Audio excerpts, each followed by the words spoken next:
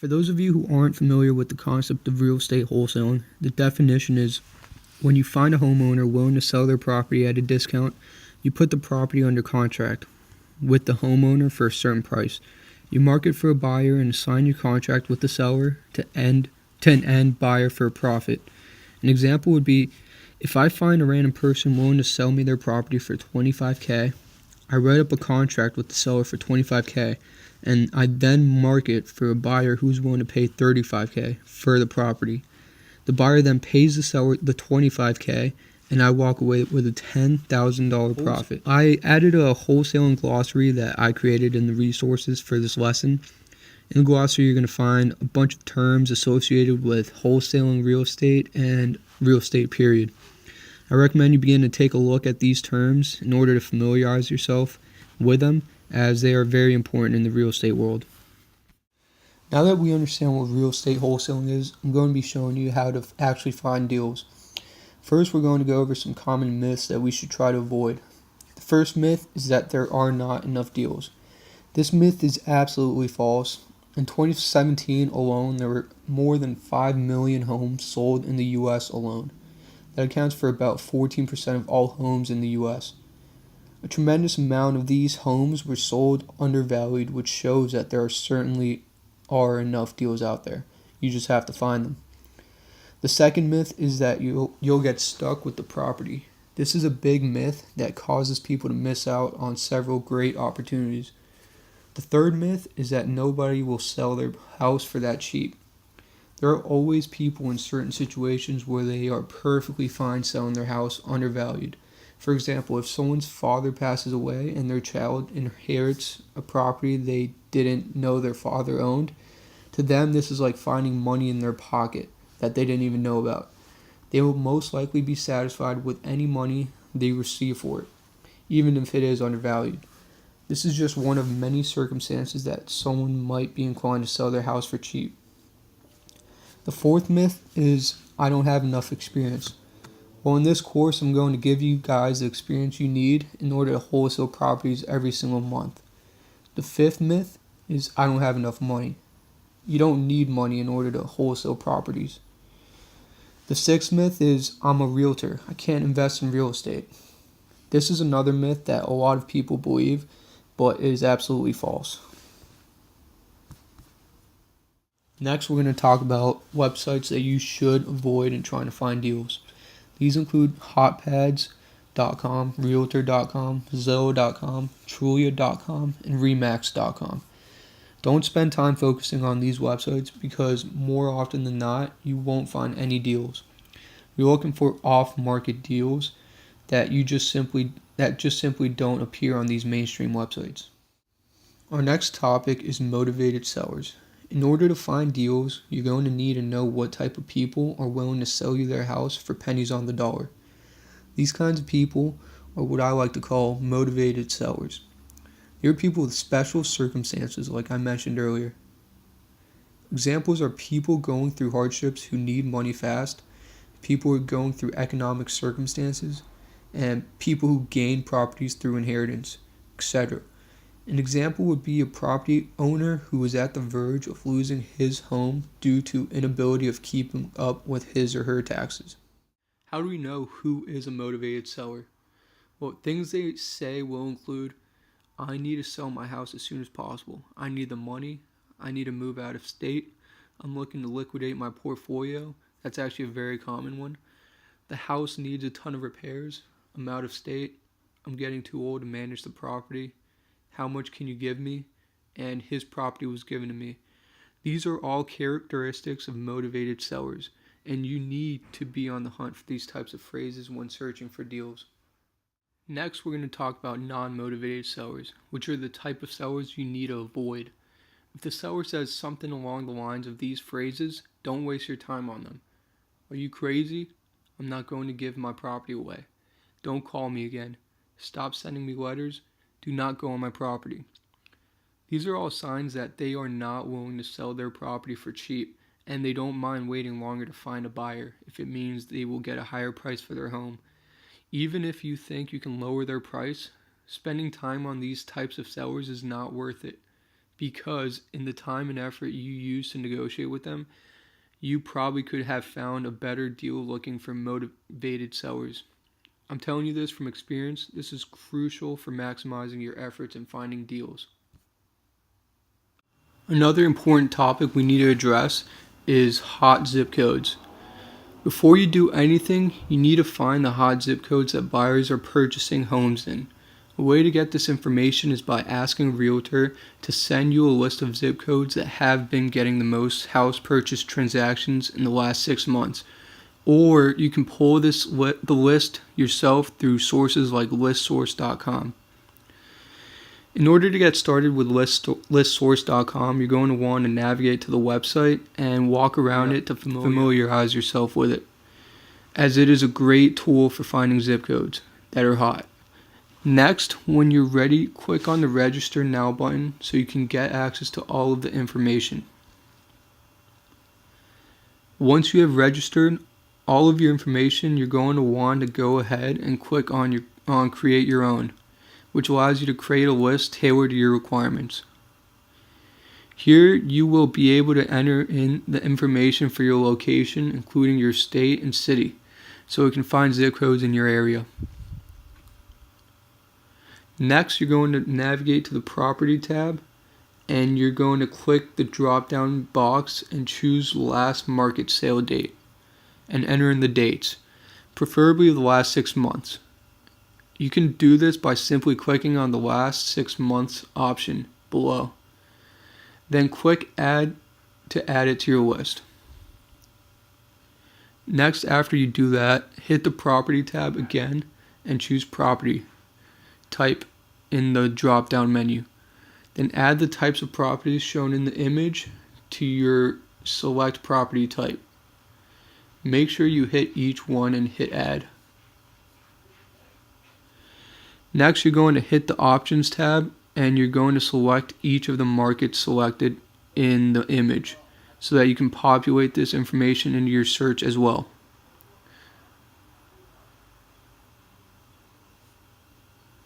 Then once you've entered in all of this information, your box should look like this besides the location, since you're probably not searching in Tampa. Make sure that each selection is just like this.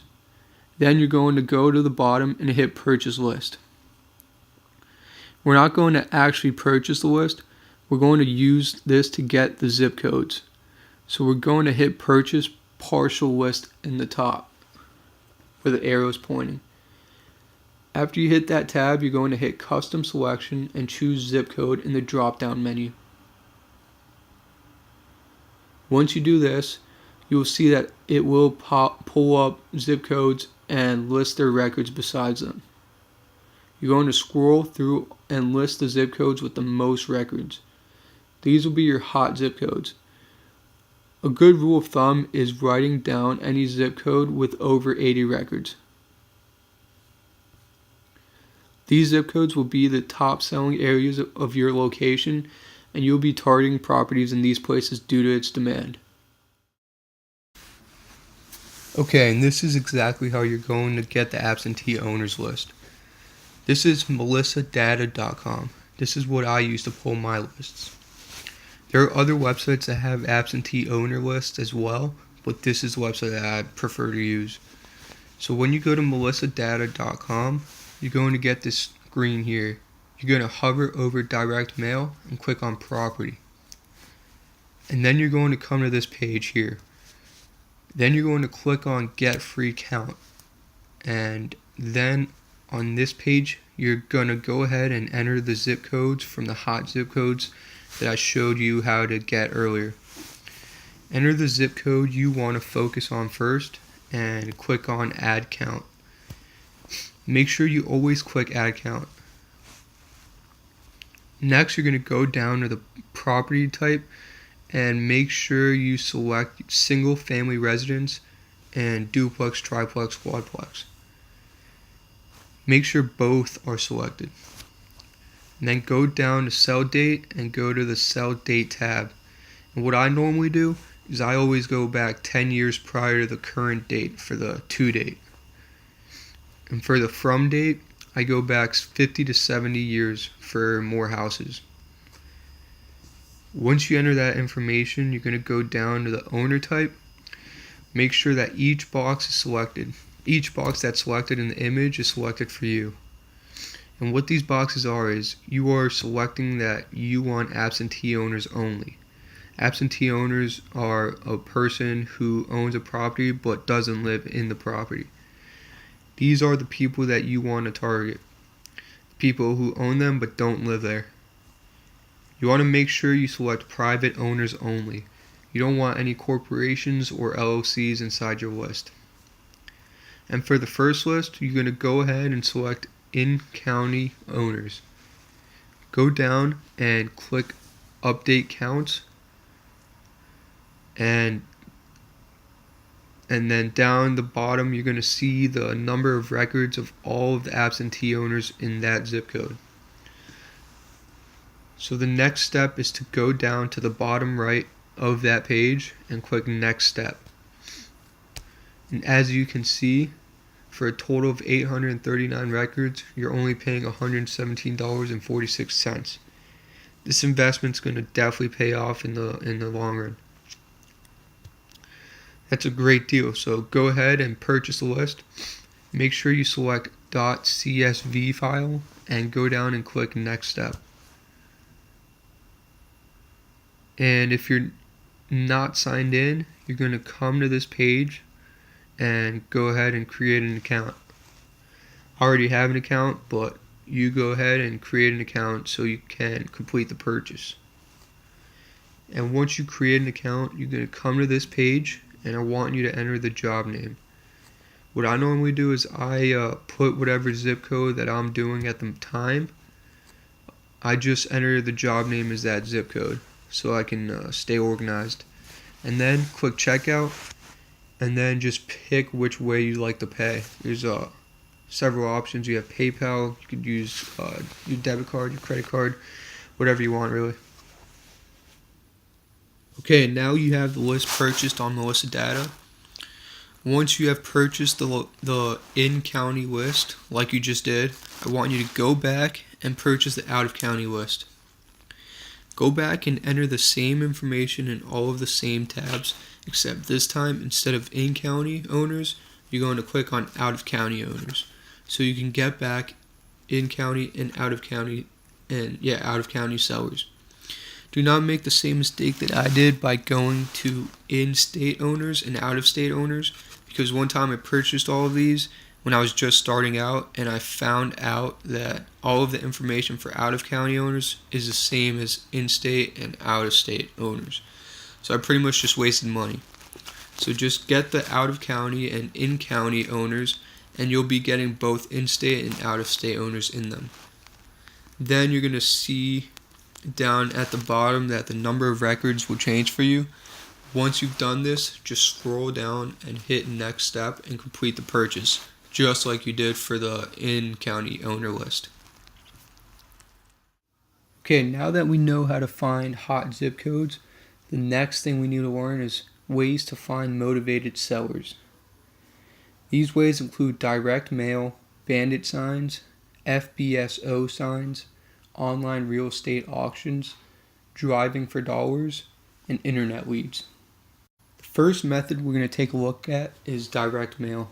Direct mail is when you mail a letter or a postcard directly to a homeowner's address, asking to purchase their property. In order to send a letter or a postcard, you have to purchase or get a list of sellers and their address. Through my experience of real estate and my own businesses, I found that direct mail has been the most effective marketing tool for my business. Here I'm going to give you a couple of tips that work for me when I'm sending direct mail letters. I like to use light blue and pink letters. They tend to work the best. I use invitation envelopes. I make sure I use handwritten font. I always make sure that my letters are different, because if people keep seeing the same letters, they're just going to stop opening them. I don't use the same verbiage everyone else is using, which means I don't use the same vocabulary and words, because it gets old and people just get bored of that and don't want to really bother to read it. The key is to get them to open your letter. So you have to make it almost exciting for them to open. You have to make your letters stand out. Okay, and direct mail postcards. These tend to be a little bit cheaper than direct mail letters. You got to make sure you send out postcards every Friday for about 5 to 7 weeks to the same list. These are better than letters in a way because the owner doesn't have to open the envelope once they receive the postcard. They can just look at it and start reading it. Some markets' postcards work better. And again, don't use the same verbiage and vocabulary that everyone else is using. You want to be original and you want to be different. And then lastly, you got to be different. You got to make your postcard stand out so that they take their time to read it.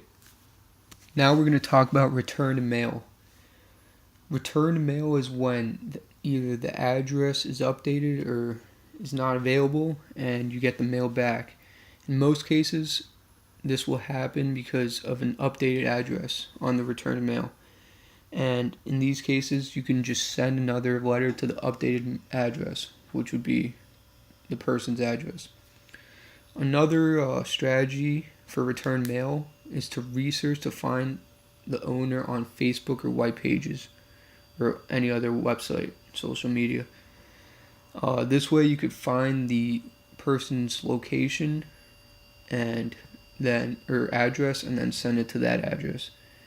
Return mail is a great lead source because other investors don't take the time to find the homeowners. This basically gives you an advantage over all of the other investors and your competition. One of the most important things in real estate is to do what your competition or what other investors aren't doing or don't bother to do, because it basically lets you access an untapped source of leads. Another way to handle return mail is by using skip tracing websites. For example, TLO.com, Accurate.com, and FindTheSeller.com. These are very useful websites and you guys should definitely check it out. In order to mail out your letters or postcards, you're going to need to purchase a list of property owners or find a list in other ways. In this next segment, I'm going to teach you guys how to actually acquire lists of property owners. And these are the types of lists that there are and their definitions. We have an absentee owner, which is someone who owns a property but does not live in the property. We have free and clear, someone who owns a house with no mortgage. We have probate, someone who inherited a property. We have fire damage, a property has been in a fire. We have pre-foreclosure, which is the status of a property which is in the early stages of being repossessed due to the property's owner's inability to pay an outstanding mortgage. And we have tax delinquent, when an owner is behind on their taxes. So here's how you can get each one of these lists. An investor-friendly realtor can get you access to absentee owner and pre-foreclosure lists. Your county's tax department can get you access to tax delinquent lists. Your county courthouse can provide you probate lists. melissadata.com can provide you absentee owner lists. Listsource.com can also provide you absentee owner lists. And US Lead List can also provide you absentee owner lists. So how to get a list, how to get a tax delinquent list. To get your tax delinquent list, you can just Google your county's tax department for whatever county you're targeting. You can call them or go to their office and just basically ask them for a tax delinquent list. If they don't understand what you're asking them for some reason, which might happen. They might just not know what a tax delinquent list is. All you got to do is ask for a list of properties in the county that are behind on their taxes. This is public information, so everyone has access to it. Now, how to get a probate list? If you want to get a probate list, you have to go downtown to the courthouse or wherever your local courthouse is. Go to the service desk and ask for a probate office or for the address. Then you're going to go to the probate office and you'll find a book there with all of the probate files. This is public access as well, and most probate offices have this book. In some states, you can actually just go online and look up the probate website and then get access to there. You're also going to want to write down the probate attorney's name, email, and phone number because it's going to be useful later on. And if you need help and you can't find the probate list, just go to your local courthouse and ask help in the front desk, and they will probably have no problem assisting you. Okay, now that you have the probate list, now what? Now you're going to have to send a probate direct mail letter to the owner or owners of the property. I have an exact template of what I send to my probate leads in the resources. So check out the document. Then you're going to want to send one letter a week for about 5 to 7 weeks. And you got to make sure you do this every single week for 5 to 7 weeks. Remember, consistency is key in real estate. You're also going to want to email the attorney a script that I am also putting in the resources. That's the exact script I send to the attorneys, and it basically tells them what I want. And if they don't reply your emails, I would just give them a call and discuss with them what the email says. Okay, now that you have the list, what do you do now? I'm going to show you what to do next once you have a list. You're going to send out a yellow letter or postcard, like I explained to you earlier. And what I normally do is I send the postcard for the very first time because it's cheaper and you know exactly which addresses are getting returned. And once you see the returned addresses, you can update that and send the letter the second time. The second time through the 7th or 8th time, you should send the letters. Send the letter, the rest of the mailings, and make sure you use handwritten font. That's the best way to send the yellow letters. And you want to use invitation envelopes for higher open rates because most people don't always receive invitation envelopes. They only receive invitation envelopes for rare occasions like weddings or any other special events like that. So make sure you send invitation envelopes. But if you think they are a little bit too expensive, you can go to the dollar store and instead of getting the larger envelopes, you can get the shorter envelopes which are cheaper and just fold up the letters to fit the envelope and stuff it in there to send it off. And guys, this is very key. Your money is in the list. Here's some direct mail key pointers. You want to follow up. Keep following up. This is key. Mail to your list at least 6 to 7 times to the exact same list. You don't want to keep switching lists and only mail to each one time. Mail to the same list 6 or 7 times. And be consistent. Every 3 to 4 weeks you want to mail again to that same exact list. Mail the same list every 30 to 60 days. Please do not go over 60 days because you want to be consistent, guys. You're not going to get deals by being inconsistent. Okay, another way to find motivated sellers is the for sale by owner sign. This is a method of selling your property without the use of an agent or broker. I know many of you have seen these signs all around your town. These are another possible way to find deals. In the resources, I have a template of the FBSO script that you can use for when you call in order to give all the information or have them give you all the information that you need. And driving for dollars is another strategy you can use to find motivated sellers. Driving for dollars is just riding around your neighborhood finding properties that look distressed. Properties that look vacant, abandoned, boarded up, fire damaged, flooded, mold damaged, code violation, distressed, old, and ugly. These are all things that you want to keep an eye out for when you're riding around in your car driving for dollars.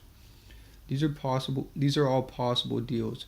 I know in every neighborhood there are a few abandoned houses. Write those houses down and write the address down for the property. Okay, let's say you found a property driving for dollars. Now what? So what you're going to do is write the address down when you're driving for dollars. In the resources, I put an info sheet with all the information you should fill out for the properties that you find. Then you're going to want to find out who owns the property on the tax assessor's website. So what you're going to do is you're going to Google your county tax assessor and do a property search in the website, and you'll be able to find the property owner through entering the address and contents in the info sheet. Okay, and another strategy to find motivated sellers are bandit signs. I know most of you have probably seen these type of signs around where you live, whether it's for real estate, mowing grass, we buy junk cars, any sign like that. This is what you're going to want to do. Bandit signs are another great strategy for finding motivated sellers. Write "We buy houses cash fast" or "I buy houses fast." Anything along those lines will work. Go hang them out all around town and you'll see that you will start to get several leads. And with bandit signs, you're always going to want to use local numbers. Wherever you are, if the sign is in St. Pete, but your number is from Tampa, you're going to want to use a St. Pete number instead. These can be handwritten or printed. It doesn't really matter. Handwritten font is better, so I would suggest that you can have it printed with handwritten font. The way you would go about purchasing these bandit signs is by visiting a website called dirtcheapsigns.com. You can also go to Home Depot and purchase the corrugated blank signs. I recommend putting out 75 to 100 signs per week. That's the only way you're going to get consistent leads, but keep putting these signs out. You can't just go out and put 20 signs in 1 week and then wait 2 months to put out more. You need consistency, so these motivated sellers keep seeing your signs, and whenever they decide to sell their house, they'll think about the signs and calling you first. Also, what I recommend you do is putting these signs out on Fridays. Fridays is when the city starts to close, so you have the whole weekend to have the signs hanging up without the cities or people coming around and taking the signs down. So put them out on Fridays, preferably after 5 p.m. I recommend hanging them out with the sign stapler and not just putting them down on the ground or something. With the signs, with a sign stapler, you can hang them high on telephone or electricity poles. I find that when you hang them up high, it is too high for people to bring them down. I found that when I hang my signs, most of the time they stay up until they either fall down from the wind or rain. You can put these sign staplers, or you can buy these sign staplers or make your own at Home Depot, which will end up being cheaper. Another way for finding motivated sellers is by posting on Facebook saying "I buy houses," we buy houses. Post this on Facebook or any social media as a status and have your family members and friends share it so more people can see it. You can also encourage more people to share this by offering a referral fee of whatever amount you choose. I tend to do referral fees for around $500. You can also post Facebook ads. Facebook ads is a great way to find motivated sellers.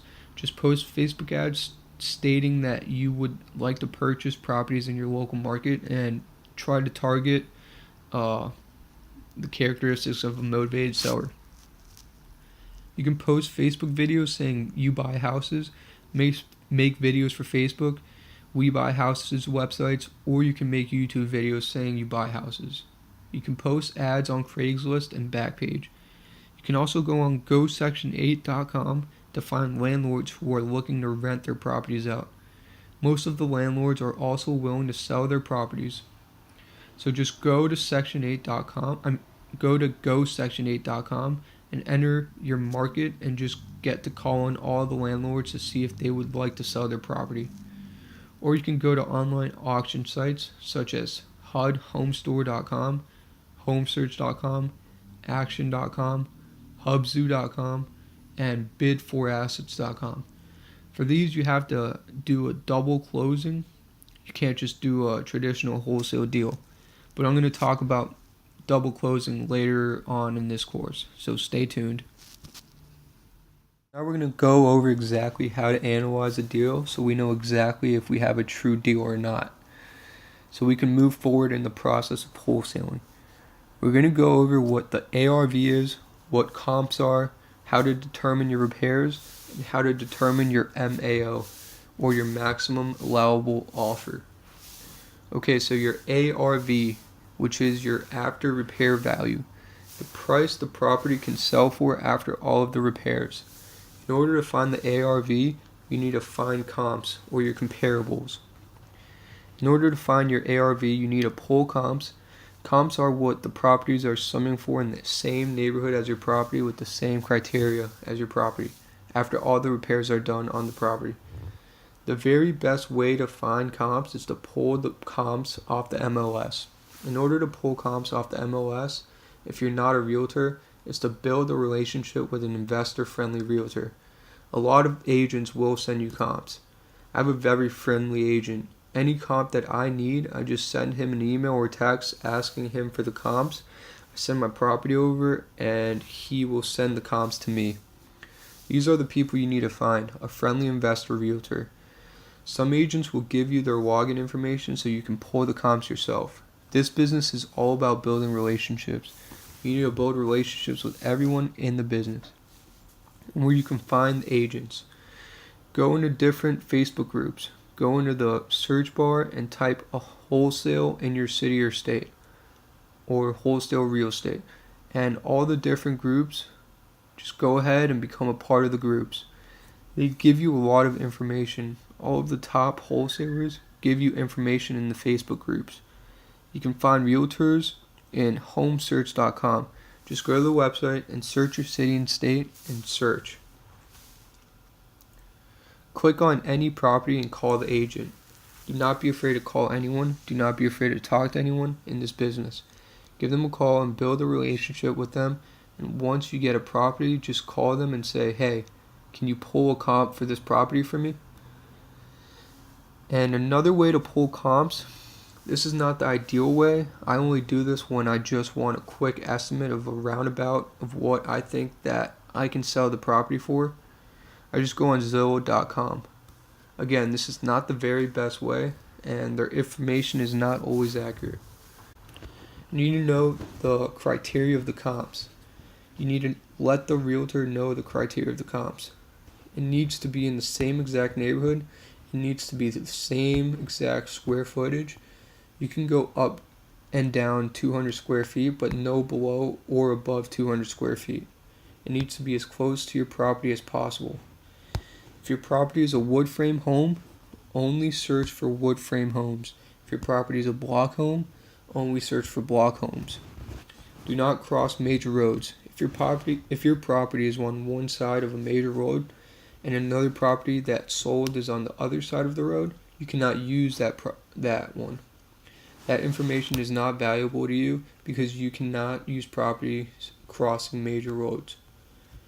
Date for the property should be no longer than 12 months prior to the date you're searching for the comps. So when you search for the comps, only go back 12 months, 1 year. You want at least 2 to 3 comps. The more comps you have, the better. I look to get at least 8 if I can, but if there aren't many comps in that area, 1 comp is okay. Okay, and I'm gonna give you the information and show you exactly how to do this on Zillow. So all you have to do is transfer it over to the MLS with the same knowledge. All you're doing is searching for the same exact information.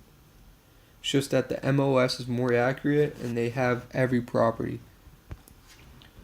So first you go to Zillow.com and the address that you have that you need comps for, type that address in the search bar and click search. And then you want to pull up the photo of the property, or it may look a little different. You want to go ahead and close this screen now and then come to this screen. You want to select more map so more of the map can show on the screen. Okay, and once you're here, after you select more map, you want to go and click listing type. Click the tab listing type and make sure you select everything else and select recently sold. You only want properties that sold within the last 12 months. Those are going to be your comps. So select recently closed and go over to the bedrooms. However many bedrooms that your property has, you need to select that number here. So my property has 3 bedrooms, so I'm going to select 3 bedrooms, 3 plus. And then go to the more tab and then select the exact amount of bathrooms that your property has. And then go to the search square feet.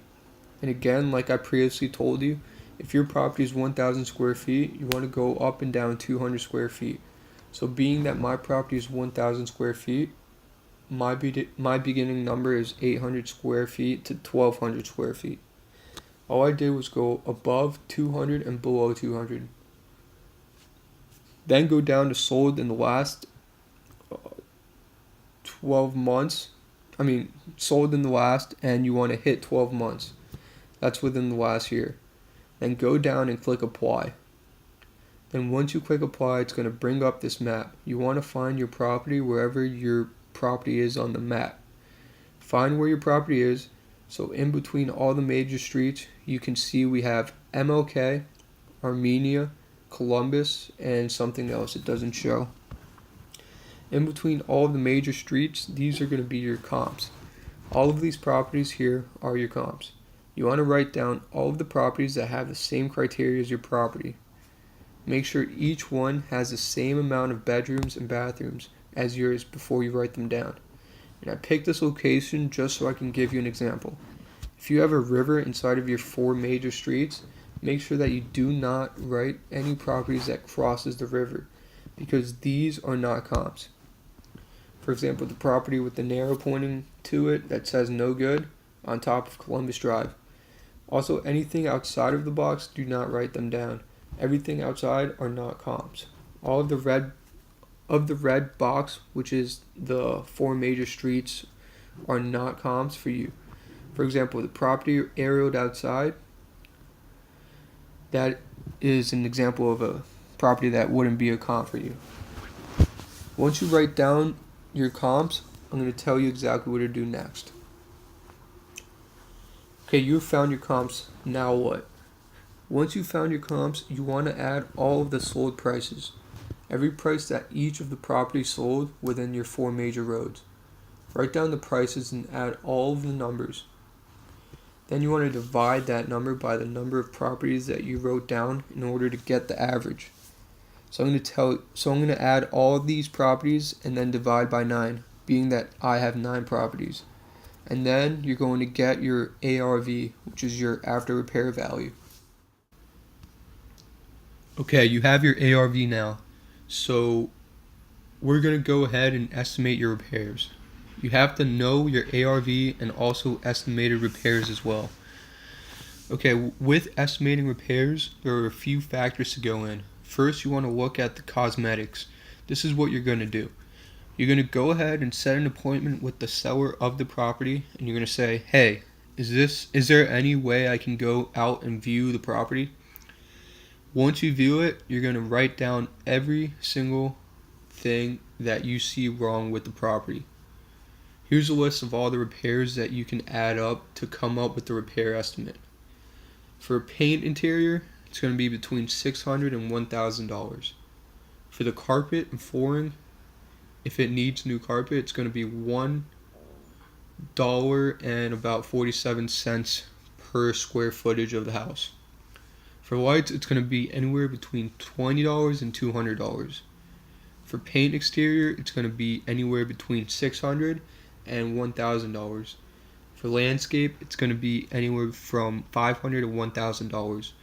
And this is when you're remodeling the house. If the house needs to be remodeled, if it needs a new kitchen, it's going to be anywhere between $6,500 and $10,000. If the bathrooms need to be remodeled, it's going to be anywhere between $2,500 and $5,000. If you need new windows on the property, it's going to be about $150 per window. For window trim that's around a window, it's going to be around $150 each. For new appliances for the property, it's going to be in between $1,500 and $2,000. Okay, and this is just estimating mechanical repairs. A water heater is going to be around $1,000. A central air system is going to be around $2,500. For new electrical wiring, it's going to be $4,000. For new plumbing, $3,000. For structural repairs, the roof is going to be about $4,000. And for siding, anywhere between $3,000 and $5,000.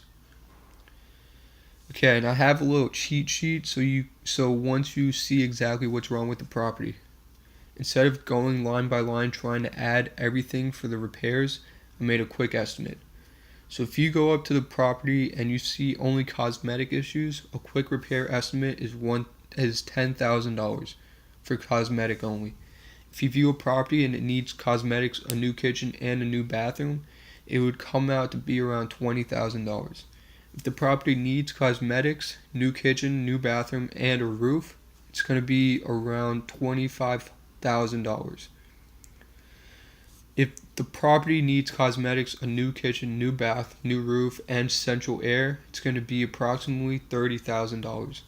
If the property needs a full rehab, it's going to come out to be anywhere from $35,000 to $40,000 to repair it.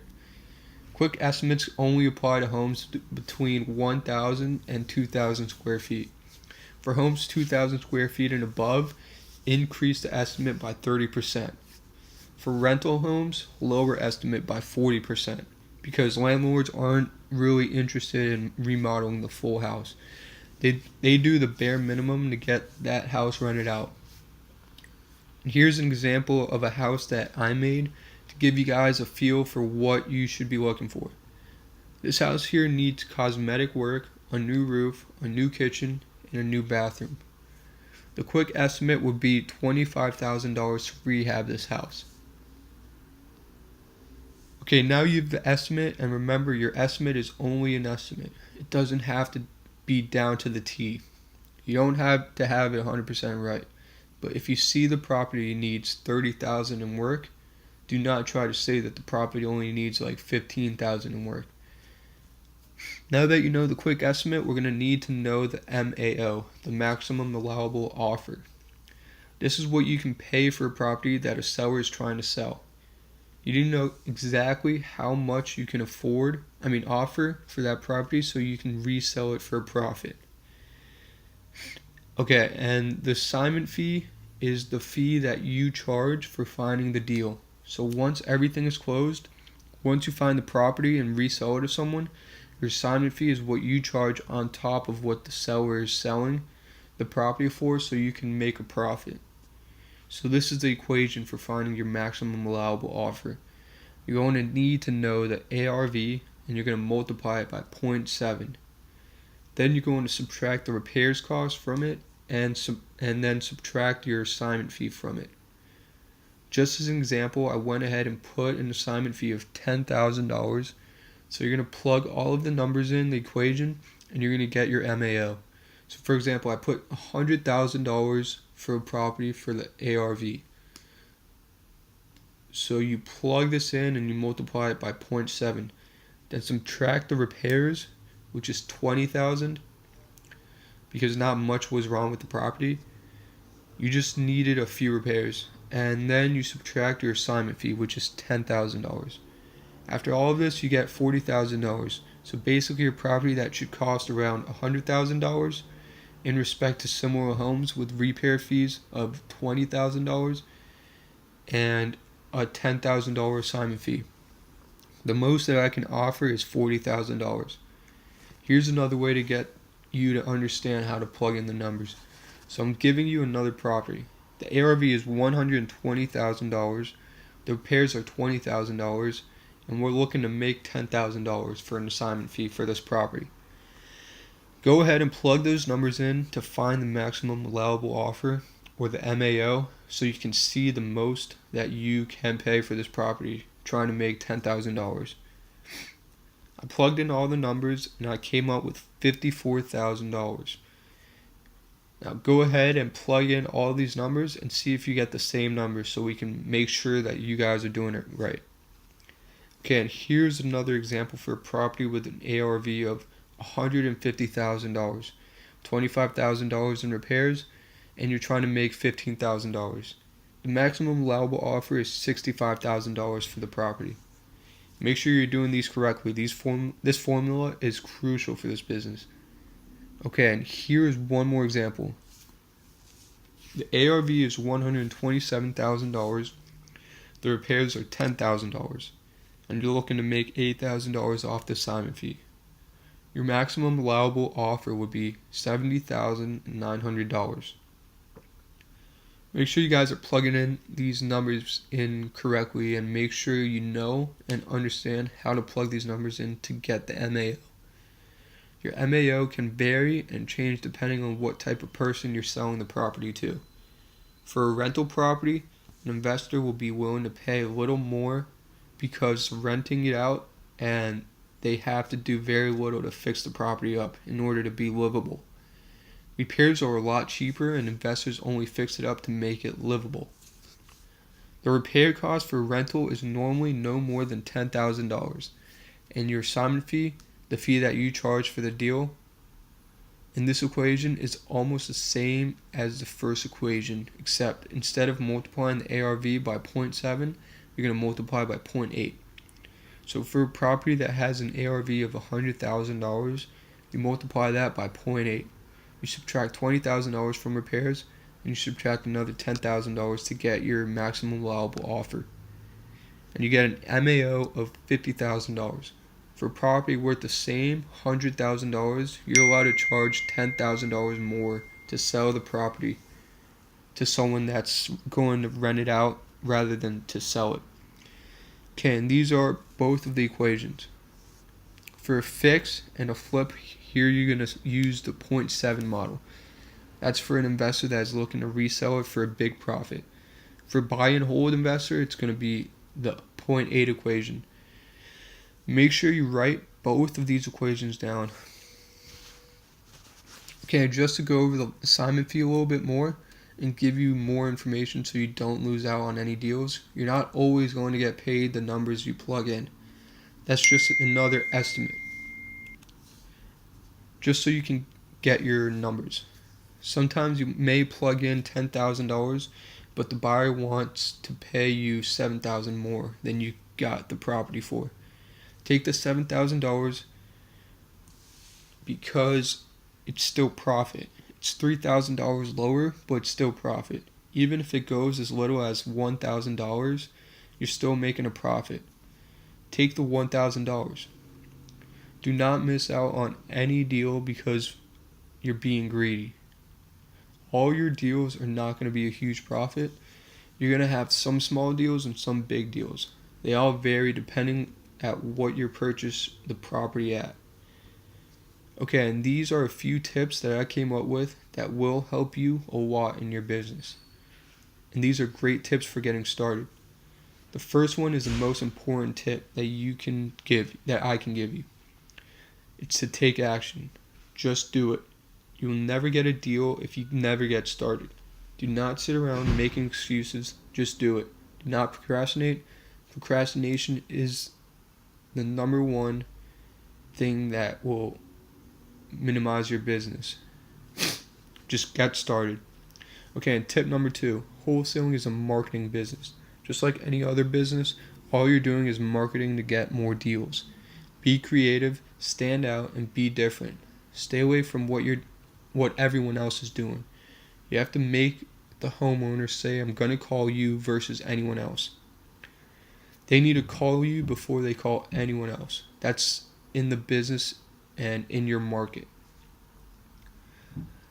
The third tip, if you're not quick on your feet, you will miss out on a lot of deals. Like I said before, do not procrastinate. This is not a business for procrastinators. You need to do what you need to do to get deals.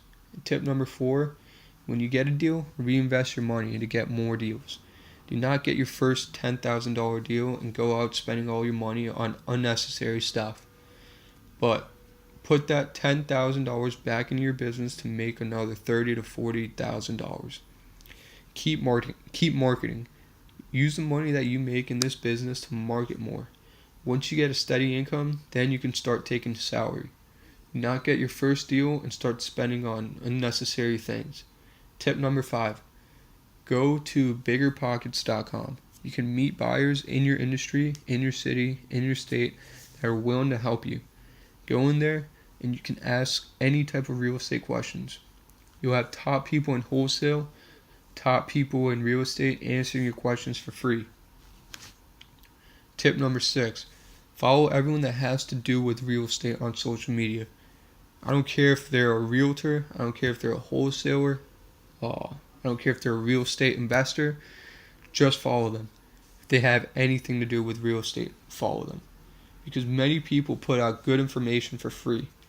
Be their friend, engage with them, build a rapport with them, become friends with them. This will help you out tremendously in this business. Tip number 7, contact a realtor and see which zip codes have the most cash transactions and buy a list in that zip code. Drive for dollars in that zip code. Ride around every street. Do not go on 2 or 3 streets and say it's okay. Drive through every single street in that zip code and write down every address that can be a possible deal. You're going to get a lot of deals by driving for dollars. Tip number 8.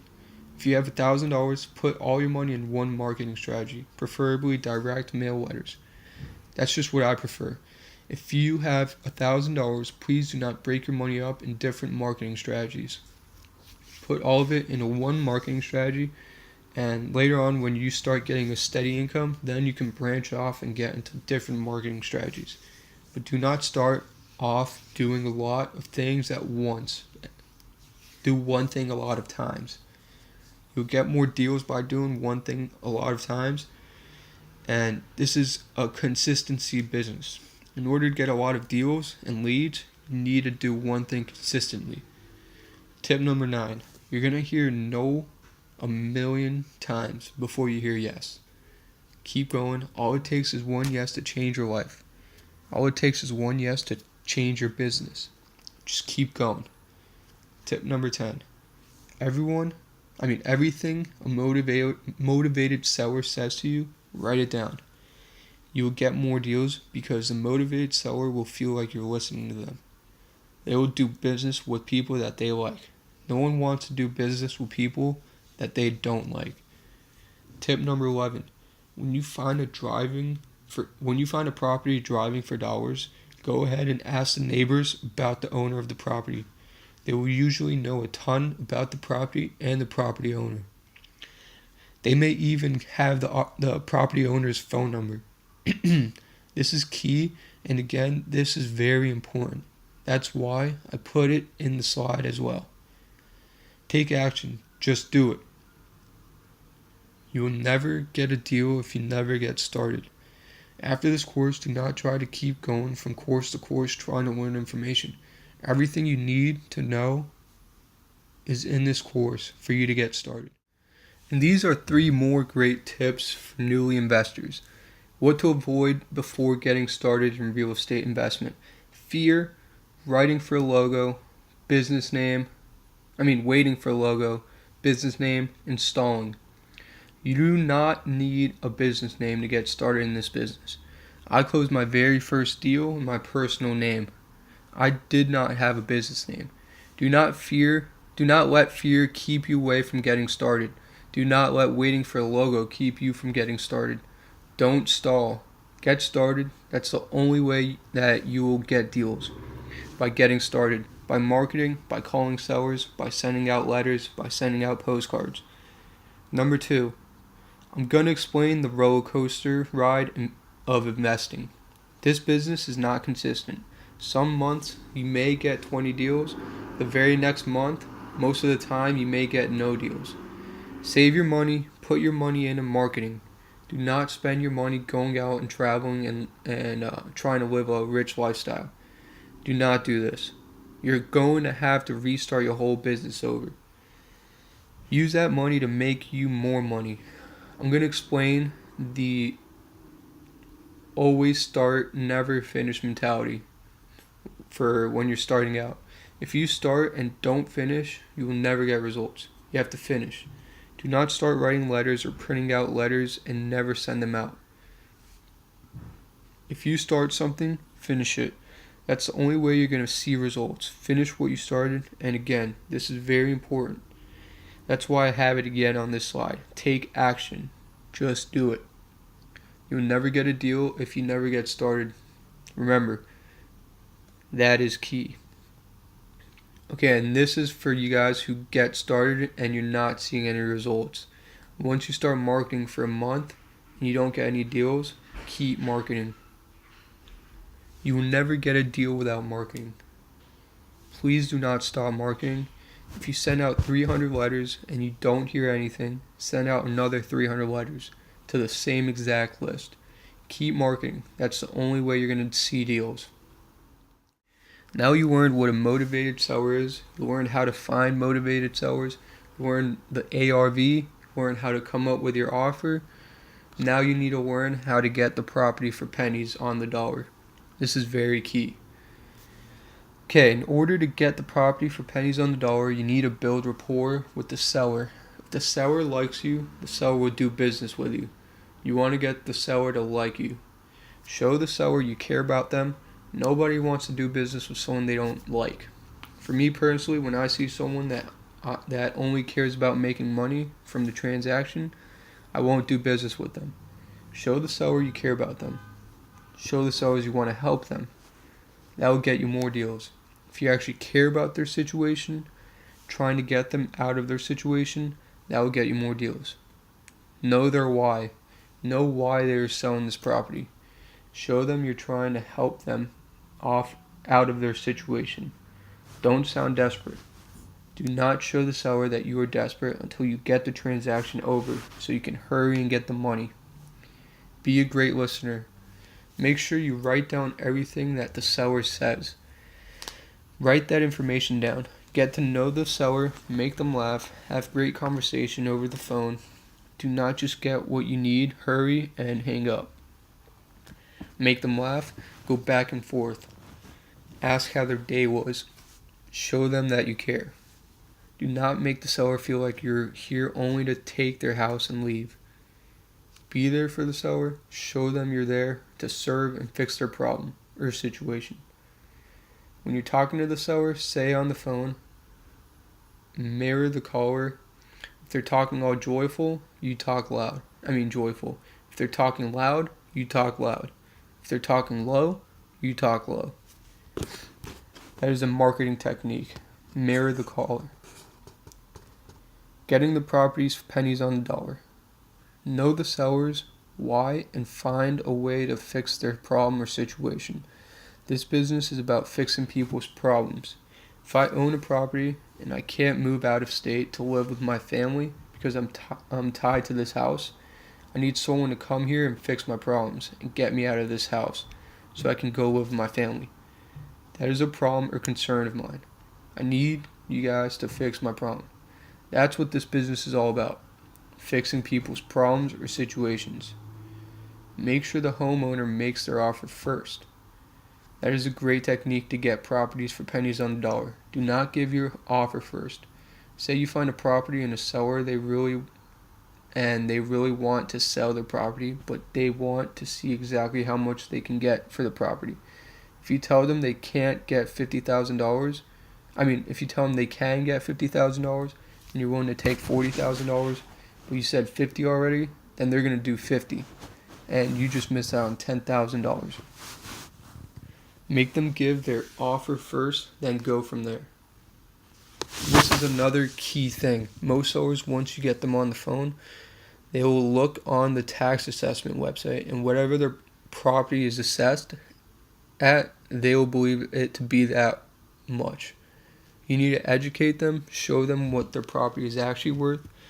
The property is not always worth the assessment. Sometimes the assessment will have $200,000 on the property, and the real worth would be $400,000. Sometimes it will have $70,000, and the property is actually worth $10,000 or $15,000. Always do your research and educate the seller on why their property is not worth what the assessment value is on the assessment website. Follow-up is key in this business. This will get you more than 80% of your deals following up with the sellers. Just because you talk to them and they said they don't want to sell their property, that doesn't mean the next month they won't be in a situation that causes them to want to sell their property. Seller situations might change from 2 months ago. Follow up with them, make sure that they still don't want to sell their property. Having your previous notes makes you look good. Once you follow up with them next month after they say they don't want to sell their property and you just follow up with them, keep all the notes that you had the previous month. That will make you look good and make them think that you really care about them and you actually listen to them. And you get the deal sometimes at a lower offer once you follow up. Say this month the seller may want $50,000. Say you follow up with them in the next 2 months, their property is still not selling, but they still want to get rid of this property. They may go down on their offer because they want to hurry up and get rid of the property. Keep following up, keep marketing to these people. Another key reason is this will help you find out if their property has been sold so you can stop sending letters to them. You need to keep following up with the property owner. Or if you don't follow up with them, maybe another 3 months go by and you finally decide to follow up. Someone probably already bought the property that you could have bought. That happened to me a lot of times when I first got into this business. Follow up is key. Make sure you're following up with the property owners. And these are a few great tips. When you're giving your offer, you should get the butterflies.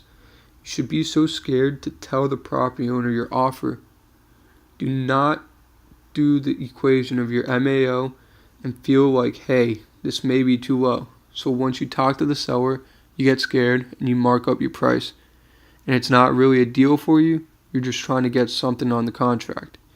Don't do this. Whatever's on your MAO, you should tell your seller that's your max offer. Even if your MAO is $50,000, I may start out with $47,000 and work my way up to $50,000 because I know that I can do $50,000.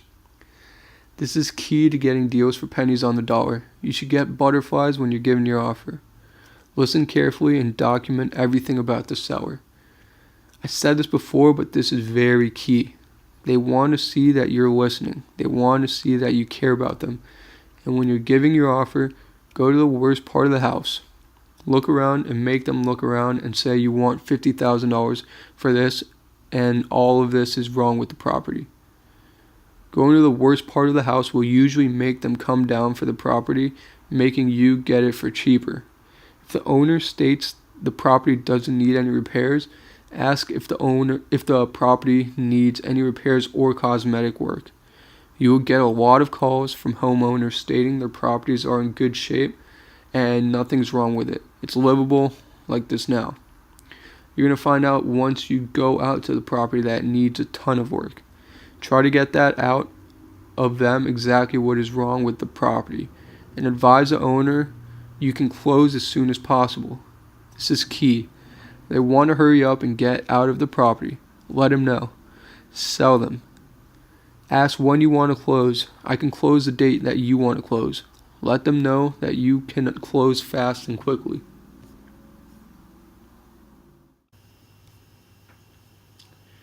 Okay, now that we went over the tips, I'm going to go over controlling the deal with you guys. This is how you control the deal. Once you give your offer to the seller and the seller accepts your offer, now you need to sign a contract. This contract is called the Purchase and Sales Agreement. This is the contract that you're going to use to get paid. And a Purchase and Sales Agreement is an agreement to purchase real estate. Okay, and I'm going to put in the resources a Purchase and Sales Agreement showing how to fill it out. I'm going to write in all the blank spaces so you know exactly where to put all the information and how to fill out the Purchase and Sales Agreement. You'll find out exactly whose name the property is in by going back to the tax assessor's website, like I showed you guys when you pulled up a property on the assessor's website. So pull out that information. When you're filling out the contract, always go to the tax assessor's website. Never go based on information that the seller gives you. Go by the information that's documented in the county's system. If the property is under multiple names, say for instance if the property is owned by 3 siblings, each person's name must be on the contract, and every single one of them have to sign the contract. Make sure each one of them signs it. If the owner has appliances that you want, say the owner doesn't want the appliances, and write that all in the term and conditions. Write that the appliances go to Zach Sadili. That's what I put because that's my name. I take the appliances at the closing if the owner doesn't want the appliances when I do that. And with this purchase and sales agreement, you're protected by the clauses in the contract. Make sure you read the clauses and know exactly how you're protected. The contract and the resources is the exact contract that I use in my real estate business to this day. I'm not telling you to use it, I'm just letting you know that this is what I use. If you want a legal advisor to draw up a contract, contact a lawyer. But I'm just letting you know that these are the contracts that I use in my business to this day. And when filling up the contract, when you get to the closing date, put the closing date as far out as possible. I like to do about 2 or 3 months out. If you get questioned by the seller, which you normally will, do this. This is what I always tell the seller. Hey, you know everyone's not perfect. The title company may have a few hiccups, and if they can't close by the date that we put, we would have to write up a whole other contract and have you sign it. And I sign it again and send it back, and that would just cause the transaction to further delay. So to avoid all of that, I just extended the closing so we don't have to redo the contract. But I do plan on closing a lot sooner than the closing date. Tell them that, and 10 out of 10 times, they will accept that answer. Every time I get questioned, I tell them that I tell them this exact phrase, and I've never had a problem. When filling out the contract, put the full legal description on the contract from the tax assessor's website. I don't care if it's 100 lines long, you cannot sell the property if the full description is not listed on the contract. Please do not try to take any shortcuts. Just please go ahead and do it right the first time, because you're going to have to keep doing it until you get it right. And after you finish filling out the contract, to get it to the seller quicker, you can go ahead and email the contract so they can print it off, sign it, and then email it back to you, so you don't have to waste any gas by driving it over to the seller. Okay, you have the contract signed. Now what? Once you get the contract signed by the seller, you're going to find an investor-friendly title company. What I did when I first got into the business, I followed a lot of real estate people on Facebook, and a lot of them post their checks on social media, letting everyone know about the deals they just closed. On that check, you can see the title company that they used. What I did is I used the title company that I saw on a lot of people's checks. If you notice a lot of people using the same title company, it's probably because that title company is good. So I went ahead and used that title company and haven't had any problems since. So for whatever city you live in, try to do the same strategy and find a title company for yourself in your city. Once you get the contract signed by the seller, you can go ahead and email the title company your contract. If you're in need of an investor-friendly title company, just ask people on biggerpockets.com. Ask people on Facebook or anywhere else that you can find people who are into real estate, and you're going to find what the best title company is in your area. Now what we're going to learn is finding the buyer. This is how we're going to get paid. We're going to learn the importance of a cash buyer.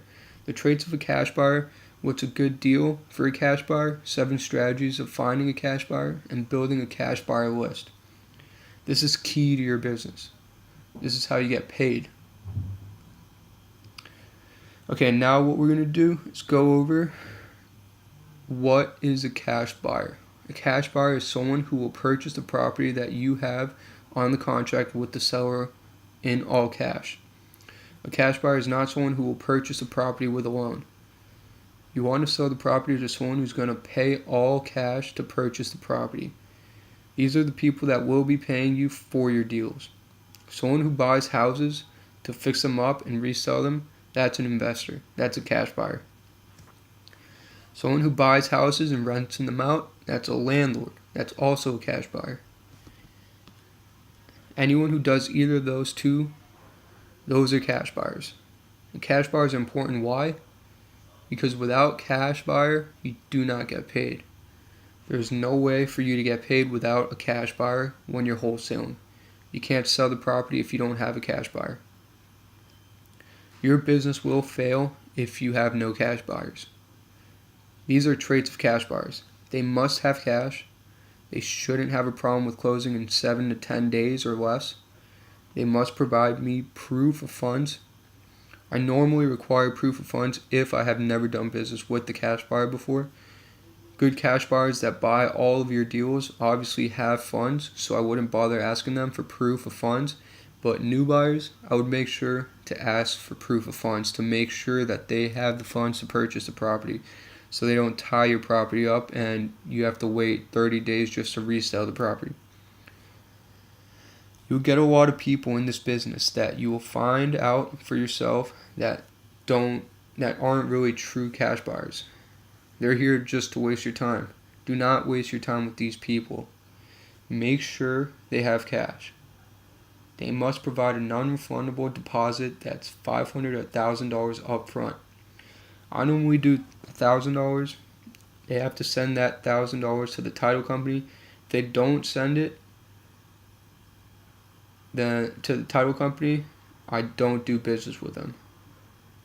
If you have a deal, they should not have a problem with sending that $1,000 to the title company. And a true cash buyer does not care about how much money you're making. I made thousands of dollars. If anyone questions how much money I'm making, I would not do business with them. A true cash buyer does not care about how much money you're making. You're going to learn what's a good deal for a cash buyer. How much can you sell the property for? You need to know this information. You need to know there are two different types of buyers: a fix and flip investor and a buy and hold investor. A fix and flip investor likes to buy at a big discount because they're taking on the risk of buying a house, which is a huge risk. So they like to buy at a very big discount. A buy and hold investor will purchase property at a higher price because they're looking to receive income every month over time. As long as they keep their property, most likely they will be receiving income, so they're willing to pay a little bit more for a property. A fix and flip investor, in order to sell to a fix and flip investor, it has to be at a certain price. This is the formula to sell to a fix and flip investor. You're going to plug in your ARV, which I showed you how to get. Plug in your ARV and multiply that by 0.7. You're going to take away your repairs. Whatever number you get here, that is what you can sell the property for. This equation is different from the first formula I gave you to get your maximum allowable offer, because you're not subtracting the assignment fee. That was showing you how much you can pay for this. This formula is showing you how much you can sell the property for, not how much you could pay for it. So plug in the numbers into the formula, adding your ARV and multiplying that by 0.7 minus repairs, and that is your sell price. You need to get your property under your sale price. Say the sell price is $80,000 for you to sell to an investor. If you get the property for $78,000, that is good because you're making the $2,000 profit. Anything under the sale price, what you can sell the property for, is great because you're making a profit. Okay, and a buy and hold investor, this type of buyer would love to buy at a huge discount, but they're also willing to spend a little bit more for a property because they are renting it out and receiving income that way. You can sell the property for. So anything under the sell price is okay to purchase a property under. If the sale price is $85,000 and you can get the property for $84,000 on the contract, you're making $1,000 profit. It is ideal to get as low as possible and sell as high as possible. That's where you can make the most money.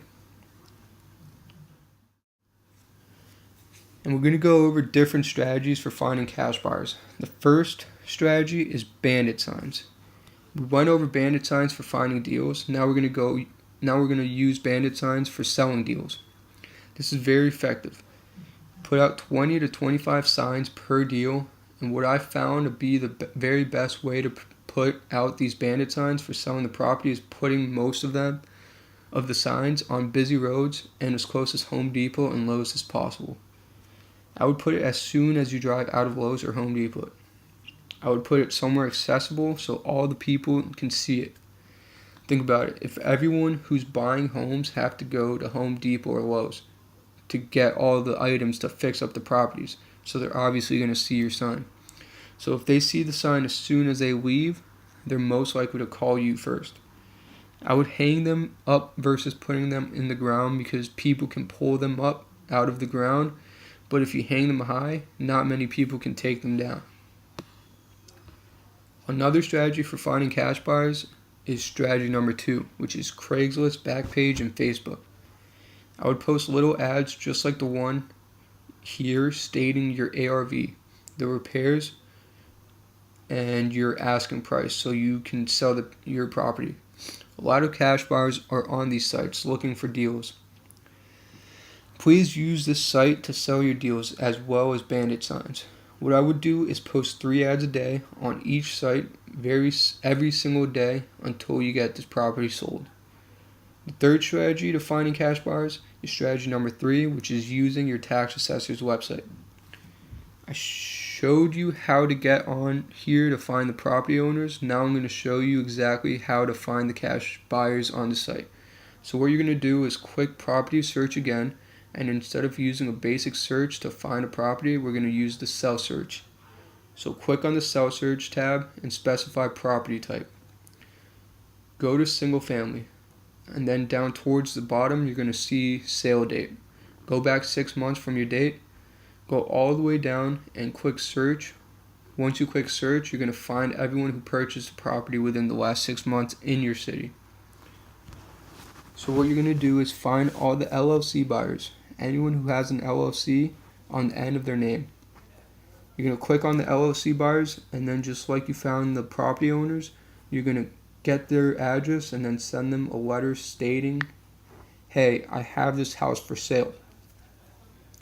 Let me know if you want to buy it, and put your phone number down so they can give you a call. This is a great way of finding cash buyers. Okay, and the fourth strategy for finding cash buyers is using Google. Just go on Google and search We Buy Houses, then insert your city. For mine, I'm putting We Buy Houses Tampa. After that, hit search and you're going to see ads at the top of the page. Go ahead and click on each one of those ads. This is another great way of finding cash buyers. If they're paying to have their information at the top of the page, that means they're serious about purchasing houses. So give these people a call, or just enter your information inside the website. Strategy number 5 is a key way of finding a cash buyer. This is a way that I sold many of my properties. You contact realtors or agents, have the realtor send you cash-only sales, send them a letter to their address of the cash-only sales that the realtor sent you, or you can let the realtors know that you have a property, and most of them have a cash buyers list that they can email the property to. You can send the realtor your property, and your realtor will send a blast email to every cash buyer that they have. And that's another great way of selling your property. All you have to do is pay your realtor a little fee, like $500 for the referral, and then you're good to go. That's another great tip for selling your property. And strategy number 6 is a joint venture. What you can do is contact other wholesalers that you find on Facebook. Contact them because many of them have been in the business for many years and often have a huge cash buyers list. So you could send the deal to them and cut them in on the deal and they can sell the property for you to one of their cash buyers.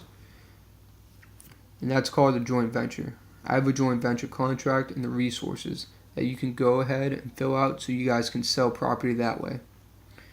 And this is another good way to find motivated sellers, because a lot of wholesalers can't sell their property because maybe they don't have a huge cash buyers list. But if you get a huge cash buyers list, you can contact other wholesalers to see if they have deals, and you can send a list to your cash buyers and you can get income that way. You can pay the other wholesaler half your profit for finding a buyer, or you can negotiate whatever you want to pay the other wholesaler for selling your property. Strategy number 7 for finding cash buyers is, so once you did all of the previous strategies and you build up a big list of cash buyers, what you can do now is you can just send a big blast email or text to a big list of your list of cash buyers that you built over time. Okay, you found the cash buyers. Now what? Now what you need to do is agree on a price to sell the property. So once you and the cash buyer agree, you can finalize that. What you're going to do is fill out an assignment of contract. That's going to be in the resources.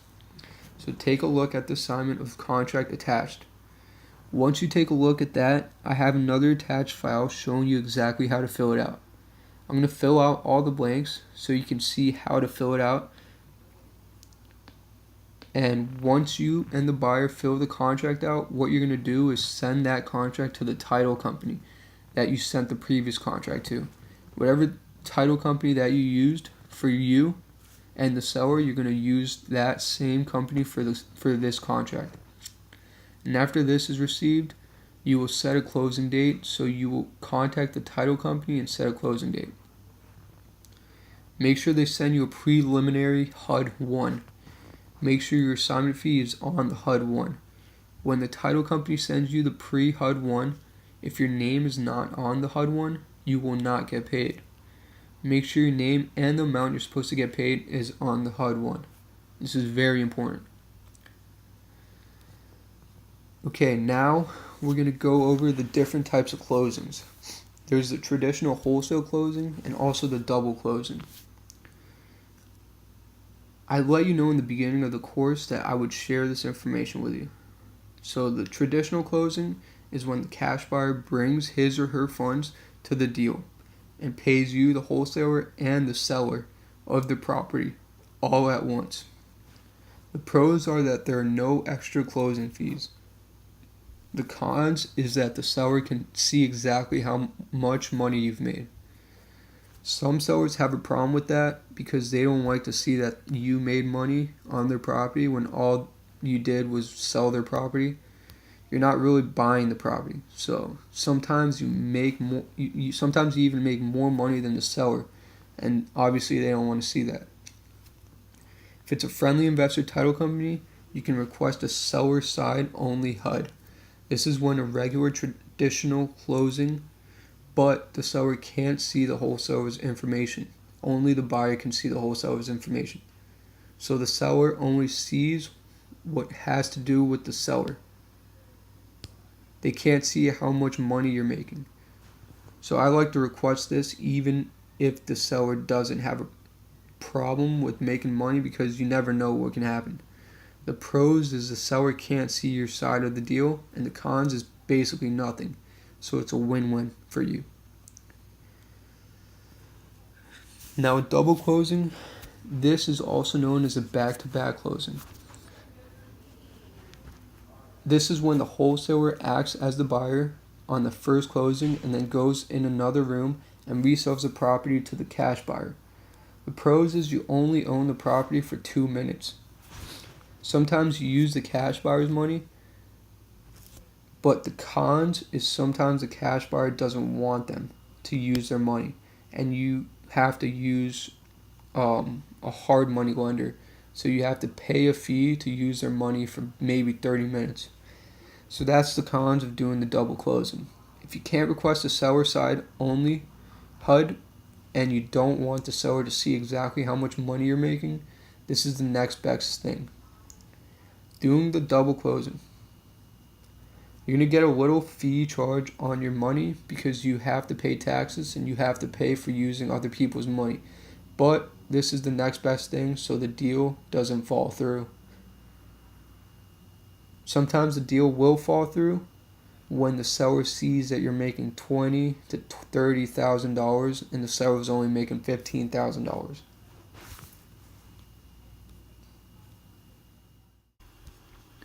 Okay, now that you've learned everything, I'm going to go through this step by step so you can get the flow.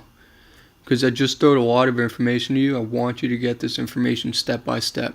So step number 1 is you're going to find the list of properties, whether that's absentee owners, whether you go to the courthouse to get probate, whether you're driving for dollars, you need to find a list of absentee owners.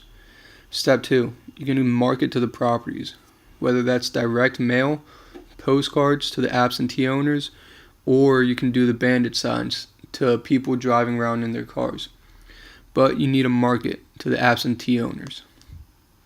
Step 3 is the homeowner calls you letting you know they want to sell their house. Now what you do then is you go out and get all the information on the property. While you're on the phone, you get every last bit of detail about the property and the seller that you can. Now write that information down. Try to set some type of appointment to go out and view the property. Make sure you go out and look at the property so you know for yourself exactly what repairs need to be done on the property. And let them know that you're going to do a little bit more research and that you'll call them back with an offer. Your next step after that is talking to the seller. After talking to the seller is you go and pull comps. Come up with your MAO, your maximum allowable offer. Step 5 is you call your seller back with your offer and they accept it. Once they accept your offer, we go on to step 6. Step 6 is you fill out the contract, send it to the homeowner so they can sign it. Whoever owns the property, send it to them so they can sign it.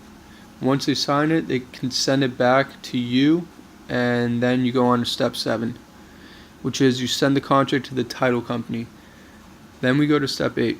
You market for a buyer. You need someone to buy this property. Then you go to step 9. You find a buyer and agree on a sell price. So you and the buyer agree on the sell price. Step 10 is you fill out the assignment of contract with the buyer. You and the buyer sign the assignment of contract. Step 11 is you send the assignment of contract to the same title company you sent the first contract to. Step 12, the buyer sends the earner's money deposit to the title company. Step 13, the title company does a title search, and once the title comes back clear, we go to step 14. Which is the buyer sends the money to the title company and everyone gets paid. The seller gets paid and you get paid your assignment fee. And once you complete that step 14, what you do is you use that money and repeat the process.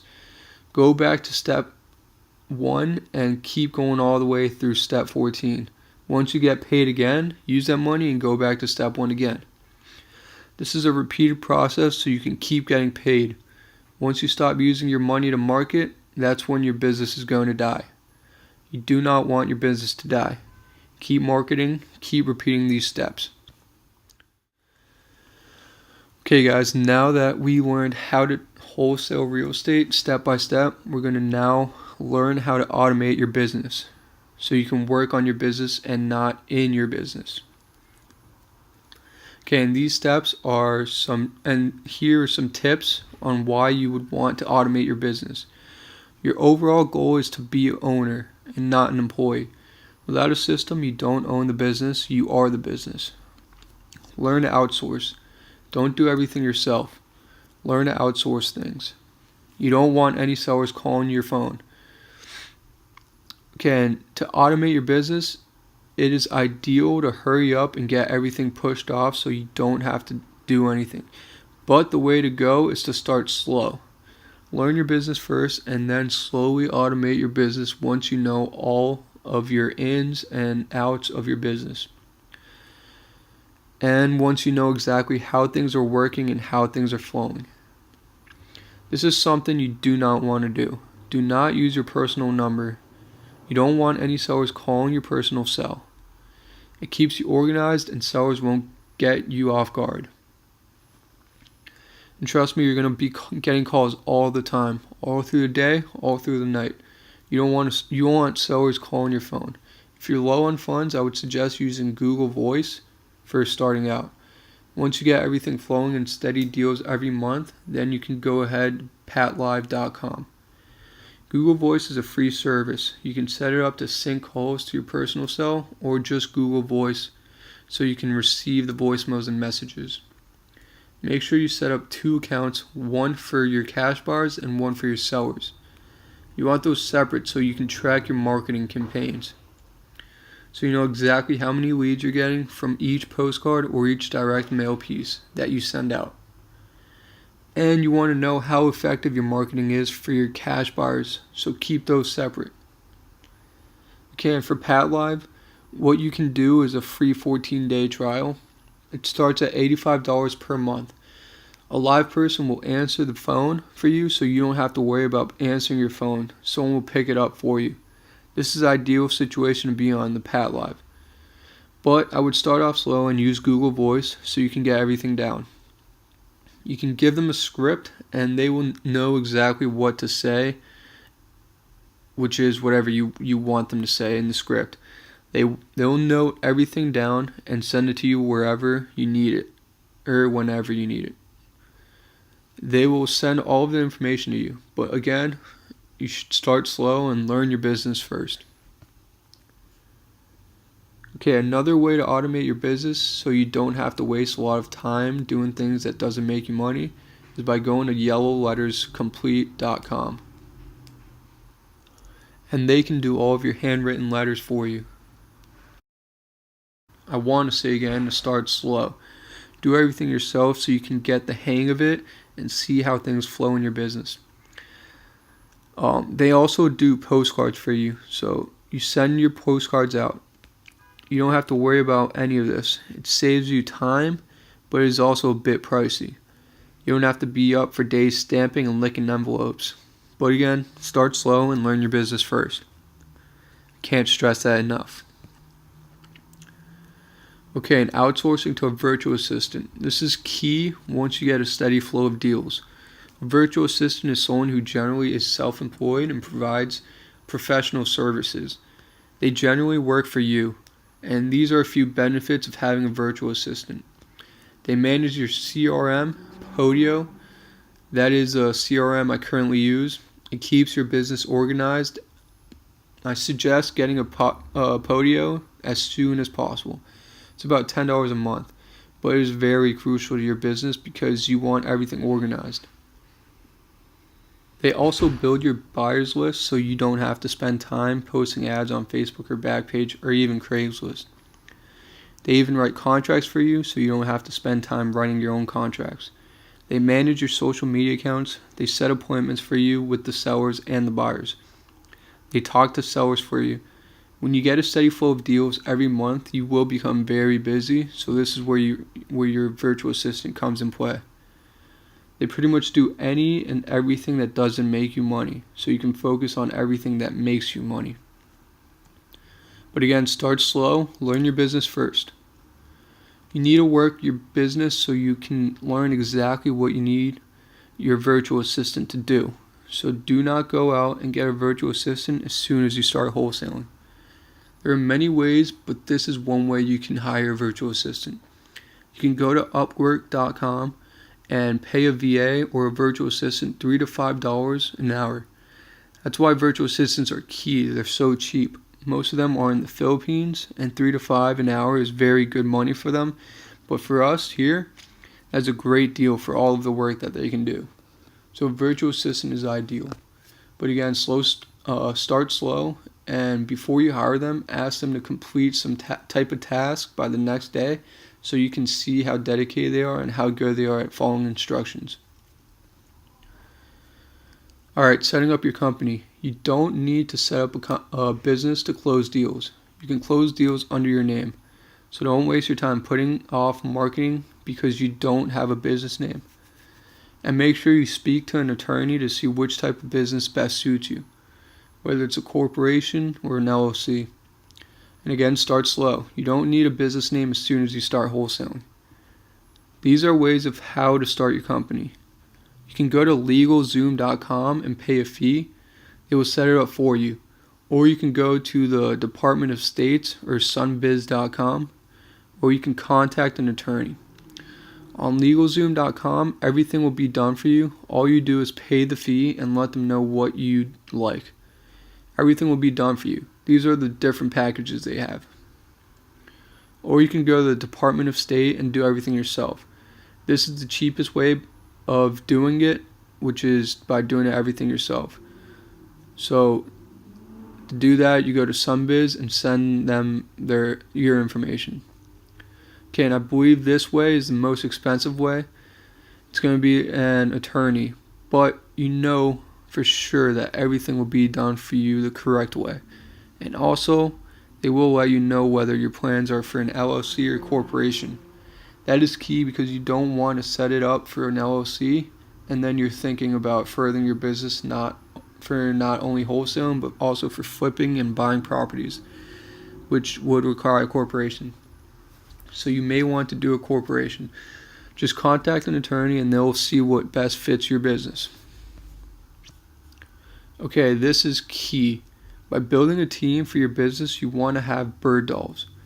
Bird dogs are people who are out in the field finding deals for you and sending them over to you.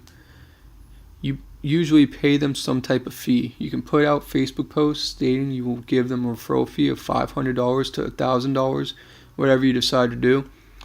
You will have bird dogs in your team looking for deals for you. You want lenders also. People lend money. If you want to further your business and start flipping and buying houses, this is key for that. You want lenders in your team. You also want cash buyers. I showed you guys how to find cash buyers. You want a huge cash buyers list. You want partners. Other partners can do joint ventures with. That bring in more money when you don't have any deals, and you can partner up with them. And you want an investor-friendly title company. You want an attorney for any legal issues you may have. You want an attorney before any legal issues or for any questions about your business as far as taxes or anything like that. And an investor-friendly real estate agent. That is key to your business. You want an investor-friendly real estate agent. They will help you grow your business in ways you couldn't even imagine. Okay, and this is how you build a team. You network. That's Facebook or any type of social media. Like I said, you want to be friends with any person that's in real estate. Network with them. Take them out to lunch. Buy them dinner. Get insight on what's working for their business. Networking is key. Go to meetup.com, type in real estate, and most likely the real meeting of your city will be on there. Go to those meetings. They give a lot of knowledge out. Networking is very crucial in this business.